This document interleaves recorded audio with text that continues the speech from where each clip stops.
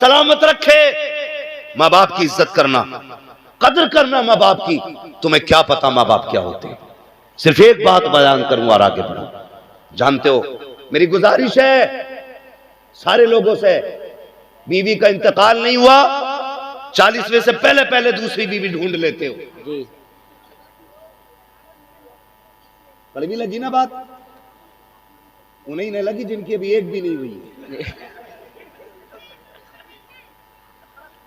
अभी पहली बीवी के इंतकाल को 40 दिन नहीं होते, दूसरी बीवी ढूंढना शुरू कर दी। इस्लाम ने इजाजत दी है, करो, मैं मना नहीं करता, लेकिन खुदा के वास्ते मेरी एक बात याद रखना, 4 तक की इस्लाम ने इजाजत दी है, करो अगर इस्तिताअत है तो। लेकिन खुदा के बंदो, दूसरी बीवी करना यह हक है तुम्हारा, लेकिन पहली वाली मां ने जो बच्चे छोड़े हैं ना, कभी उनसे नजरें न फेरना जी। कई बच्चियों की यह शिकायत है, कई बच्चियों ने यह बात कही कि मौलवी तेरी हर मौजू पे तकरीर है, लेकिन कभी उन यतीम बेटियों पे भी तकरीर कर कि जिन्होंने पहली मां खो दी है और फिर उन्हें मां जैसा प्यार नहीं मिला। हाँ, एक बच्ची ने रुला के रख दिया यार, कहने लगी मैं जब मेरी मां का इंतकाल हुआ मैं 9 साल की थी, जब मेरे बाप ने दूसरा निकाह किया मैं 11 साल की हो गई। का दूसरी मां ने न जाने मेरे बाप को कौन सी गुट्टी पिलाई, हमारा बाप अलग मकान रह के उनके साथ रहने लगा। कहती मेरे साथ 2 छोटे छोटे भाई हैं, कहती मेरे भाइयों ने 2 दिन फाके के साथ गुजारे हैं। जब बाप छोड़ के चला गया, मां हमारे बाप को लेके चली गई तो मेरे घर में कहने के लिए कुछ नहीं था, छोटे छोटे भाई मेरे साथ थे। अल्लाह अकबर, वो बच्ची कहती है जब हम पड़ोस में गए तो लोगों ने काम कराने से इनकार कर दिया।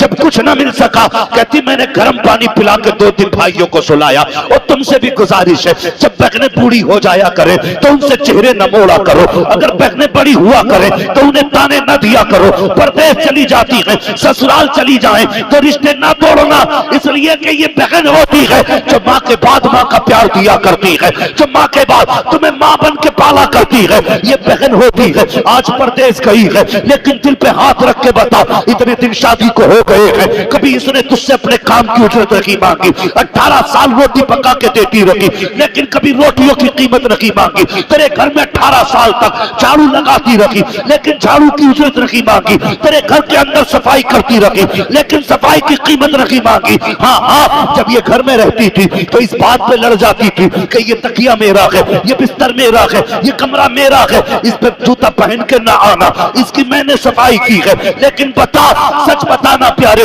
जिस दिन से अपनी ससुराल गई है, एक दिन भी आके इसने ये कहा हो कि ये कमरा मेरा था, ये तकिया मेरा था, ये बिस्तर मेरा था? कोई नहीं बता सकता। कभी हक नहीं मांगा करती है, जब आती है उस दिन आने के बाद इसको पता कि इसमें मेरा भी हक है, ये मेरा भी घर है, मेरे बाप का भी घर है, लेकिन आके ऐसे खड़ी हो जाती है जैसे कोई अजनबी खड़ा हो। अगर भाई बैठने ना कहे तो बहन बैठा नहीं करती है, भाई खाने ना कहे तो बहन खाया नहीं करती है। हया नहीं चाहिए। अगर बेटियां चली जाएं ससुराल में, तेरे दरवाजे पे आए तो चेहरा ना बिगाड़ना, मुस्कुरा के इस्तकबाल करना। अगर बेटी राजी होगी तो कब्र में बाप की रूह भी तुझसे राजी हो जाएगी।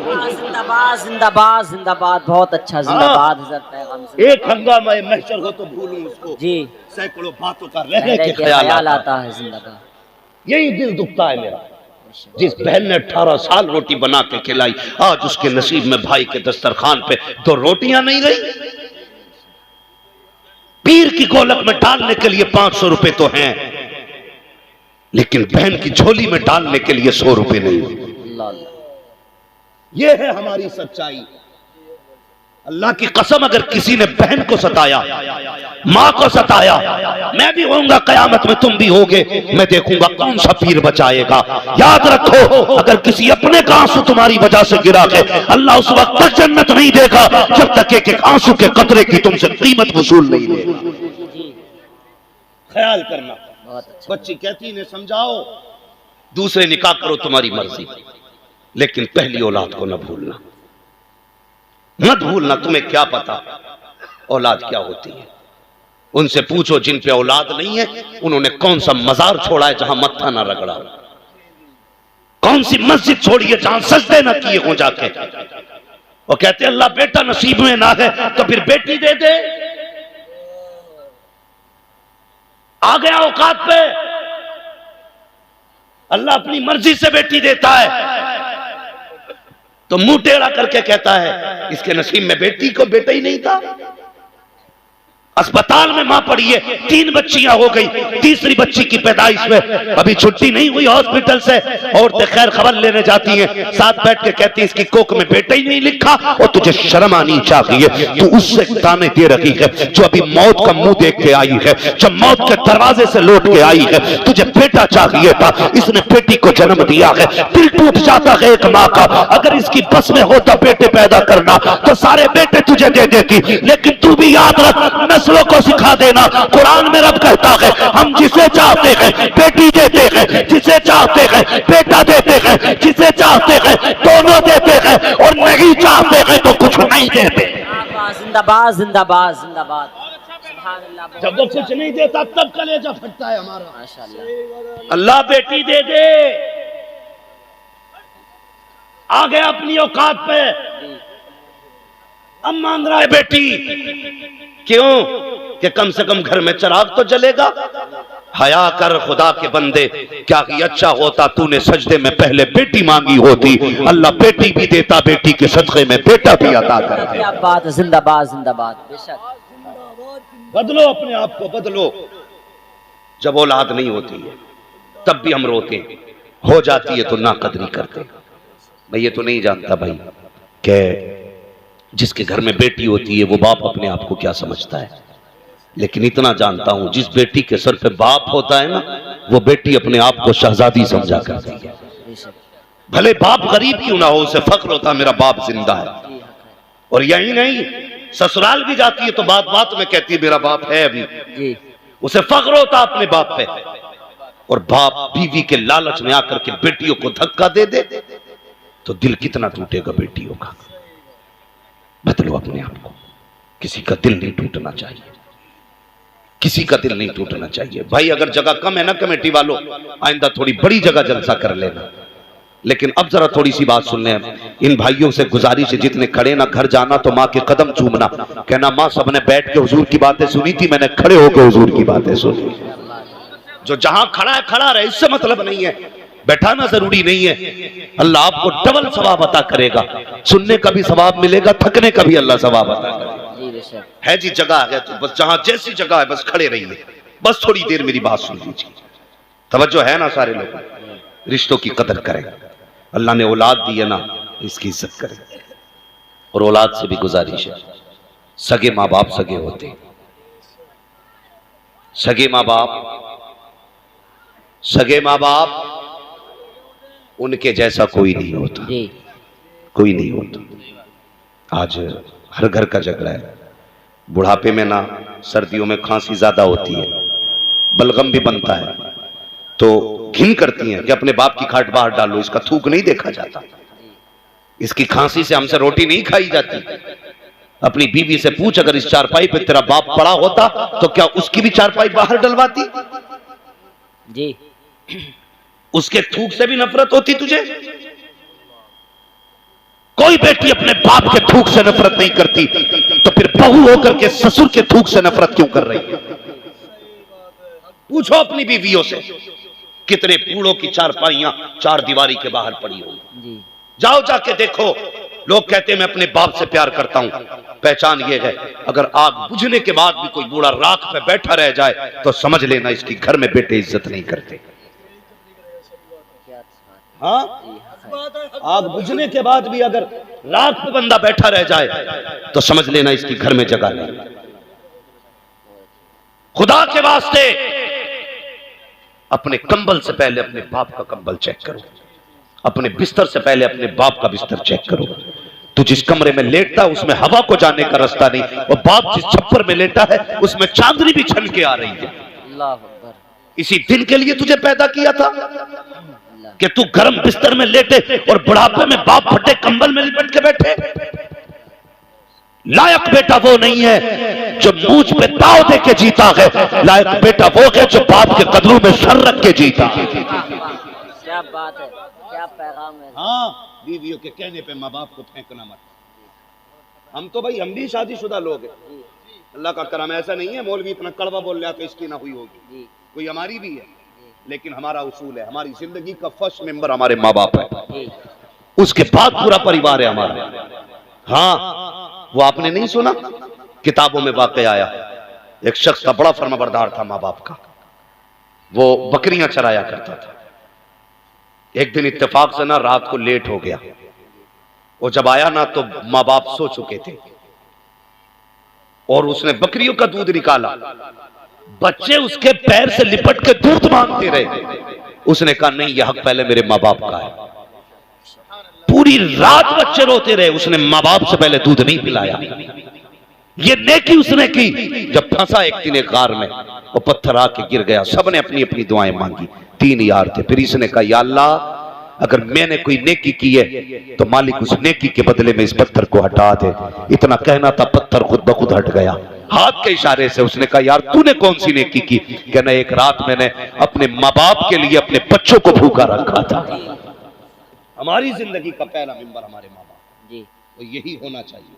मैं ये भी नहीं कहता औरतों के गले घोट दो, उन्हें जान से मार दो, नहीं, उनको भी उनका हक देना है। इसलिए कि वो जो आई है ना, अपना सब कुछ तेरे लिए छोड़ के आई है। इस मौजू पे इंशाअल्लाह कभी फिर गुफ्तगू करूंगा, बस मेरी बात सुनिए। जो सगे होते हैं वो कोई नहीं होता। और सुने, एक बहू ने, औरत ने अपने शौहर से कहा सुनिए जी, कहा क्या कि ऐसा करो ना, अपनी माँ को ना ओल्ड हाउस छोड़ाओ। उसने कहा मैं कैसे छोड़ सकता हूँ? कहा देखो ये बुढ़िया हो गई, इसकी खांसी नहीं देखी जाती, इसे निकालो ना घर से। उसने बहुत दिमाग लगाया, दिमाग लगाते लगाते इस नतीजे को पहुंचा, इस नतीजे को पहुंचा। उसने एक दिन माँ के पास बैठा, बहुत गौर से मेरी बात सुनना नौजवान, अंदाज़े बयां मेरा बहुत शौक नहीं है, शायद कि उतर जाए तेरे दिल में मेरी बात। बैठा माँ के पास, कहने लगा माँ कहाँ बेटा? कहा मेरा जी करता आज मैं तुझे घुमाने लेके जाऊं। इतनी बात बेटे ने कही ना तो माँ का दिल मचल गया। इतना सुनते ही माँ की जबान से दुआएं निकलना शुरू हो गई। लेकिन उसे पता नहीं था, हम संडे संडे बीवी को लेके जाते और बाजारों में जाकर देखो पैर रखने जगह नहीं मिलती, पूछो क्या आज संडे है, लोग औरतों को घुमाने लाए। रोज हर हफ्ते बीवी को लेके जाते हो, एक दिन महीने में माँ को भी ले जाया करो, माँ को भी एक दिन ले जाया करो। कभी उसका हाथ पकड़ के उसे भी दुनिया दिखाओ, दिखाओ ना कभी। हमें बाप ने तब कंधे पे ढोया जब साइकिल न थी, आज हमसे बाप नहीं ढुलता जबकि हमारे पास 4 पहियों वाली गाड़ी है। फैसला सही करना चाहिए। जिस बाप ने कंधों पे बैठाया आज उसकी जगह हमारी गाड़ी तक में नहीं है।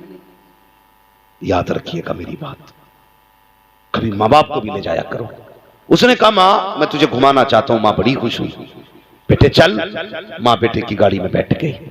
माँ कहती जाती बेटे ये क्या है? कहा माँ ये मैरिज हॉल है। ये क्या है? कहा ये शोरूम है। ये क्या है? ये फला बिल्डिंग है। ये क्या है? ये फला कंपनी है। पूछती गई, बताता गया। एक मंजिल आ गई, गाड़ी रुकी, माँ जरा बाहर आ। माँ बाहर निकली, जैसी बाहर निकली और माँ बिल्डिंग देख के कहने लगी बेटे ये कहाँ क्या है? बच्चा कहने लगा माँ ये ओल्ड हाउस है। बेटे ये क्या होता है? कहा माँ बूढ़े लोग यहीं पे रहा करते। इतना सुना माँ समझ गई। उसने कहा माँ आज के बाद तुझे भी यहीं रहना है। बस फिर क्या था? जब इतना सुना ना तो मुझे बताओ माँ को क्या याद नहीं आया होगा? वो बचपन में सूखे सीने पर लेटाना, गीले बिस्तर पर लेटना माँ को याद नहीं आया? वो जब तेरे दांत नहीं थे अपने मुंह से चबा के लुक में खिलाना माँ को आज याद आ रहा था। आज माँ सोच रही थी एक बार रोता था मैं पूरी रात जागती थी, ये एक बार चीख देता था मैं पूरी रात बैठी रहती थी। इस दिल के लिए मैंने इसे पाला था। कहता माँ दिल थोड़ा न करना, जब जरूरत होगी मैं आता जाता रहूंगा, तू कहेगी मैं आ जाया करूंगा। माँ थी, बेटे की खुशी में कोई भी उसने रुकावट नहीं डाली। माँ चुपचाप बैठी रह गई। अल्लाह अकबर। नतीजा ये हुआ जैसी बेटा जाने लगा है, माँ ने बेटे को जाते हुए देखा, चाहती थी आज आवाज दे के पूछे पता मैंने इस दिन के लिए दूध पिलाया था या इस दिन के लिए तुझे पाला था, लेकिन माँ थी कुछ न कह सकी। अपनी खुशियों को बेटे की खुशियों पे कुर्बान कर दिया। जब बेटा चला गया उसी ओल्ड हाउस की कुछ औरतें बाहर निकल करके आई। आने के बाद उन्होंने उस औरत को चारों तरफ से घेरा। किसी ने कहा तेरा नाम क्या है? उसने नाम बताया। कब शहर कौन सा है? उसने शहर बताया। मोहल्ला कौन सा है? उसने मोहल्ला बताया। घर का नंबर क्या है? उसने घर का नंबर बताया। वो कहने लगी बता तेरे बेटे का नाम क्या है? जब इतनी बात सुनी है, तेरे बेटे का नाम क्या है, वो माँ चुप हो जाती है। फिर दूसरी ने कहा बताती क्यों नहीं बेटे का क्या नाम है? फिर माँ चुप है। तीसरी ने कहा बताती क्यों नहीं? माँ फिर भी चुप है। चौथी ने कहा चुप हो जाओ, इससे बेटे का नाम ना पूछना। ये इसलिए अपने बेटे का नाम नकीले रखी है क्योंकि इसका बेटा इतना कमीना है, कहीं से छोड़ के चला गया है और ये अपने बेटे से नाराज है, इसलिए नाम नकी बता रखी है। जैसी बेटे को कमीना कहते सुना, अब क्या था, मां ने सारी ताकत को इकट्ठा किया, सारी ताकत को जमा किया और अपने बुढ़ापे की ताकत को इकट्ठा करके होठों पे जंबिश आई। उसने कहा खबरदार मेरे बेटे को कमीना ना कहना। कहा फिर नाम क्यों नहीं बताती? कहा सुन, मैं